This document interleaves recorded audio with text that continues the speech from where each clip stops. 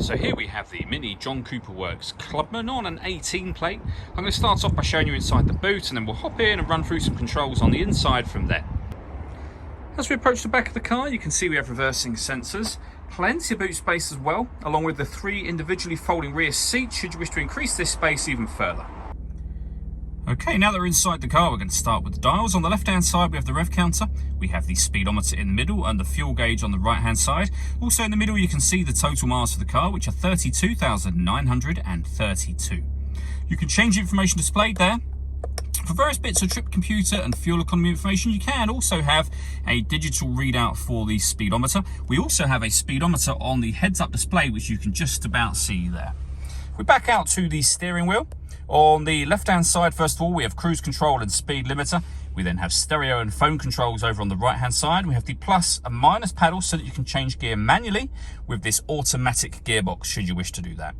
And then over in the center, we have the main screen for the car. This is all touchscreen, as you can see. You can make your way back to the main menu. From there, you can access satellite navigation.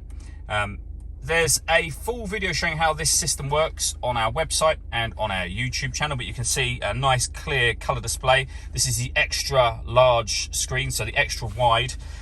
You'll also notice that although I was using the touchscreen a minute ago, I'm now not, and that is because I'm using this dial just here. You can do virtually everything from here and with the buttons that surround it.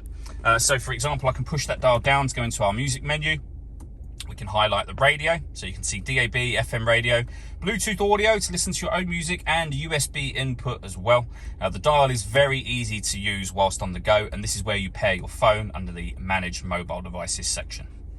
Working our way down from that, we have the main volume for the stereo. We then have the dual zone climate control. So first of all, you can turn the system on and adjust the fan speed just here. You can adjust the driver temperature, the passenger temperature. You can determine where you'd like the air to be distributed. When you're happy with those settings, that button turns your air conditioning on. Same button again to turn it off. You can hit auto. The car will now maintain those temperatures by taking control of the fan speed and the direction of the air. You can hear it doing that now. Press auto again to go back to whatever setting you had it on previously. Beneath that, we have a heated driver's seat with 3 different heat settings. We have the same over for the passenger side just here as well. Heated rear screen. We can circulate the air that's in the car. That's a great way of heating it up or cooling it down quickly depending on the temperatures you set just there. Beneath that, we can turn the parking sensors on and off.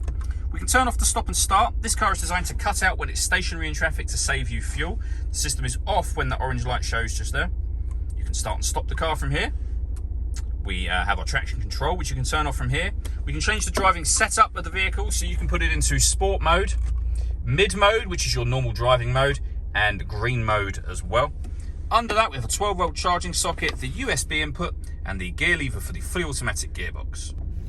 And then the last thing I wanted to mention are the twin sunroofs just here. So the main sunroof, which is this front one, will open up as a proper sliding sunroof. The rear one is fixed in that position, but as you can see, it lets in a lot of light with both of those.